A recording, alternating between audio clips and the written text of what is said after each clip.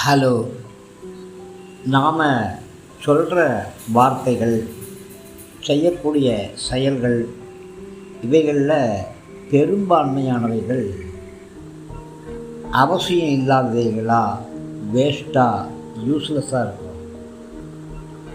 ஒருவேளை அவைகளை நாம் தவிர்த்துட்டோம்னு சொன்னாக்க அதிகமான நேரம் நமக்கு கிடைக்கும், அதிகமான அமைதி நமக்கு கிடைக்கும். அதனால் நம்முடைய நேரங்களை செலவு செய்யும் பொழுது, நம்முடைய வார்த்தைகளை செலவு செய்யும் பொழுது, நம்முடைய பணத்தை செலவு செய்யும் பொழுது, இது அவசியமா, இது தேவையா, இதனால் ஏதாவது இழப்பு உண்டா என்று ஆராய்ந்து பாருங்கள். சகலமும் நன்மைக்கு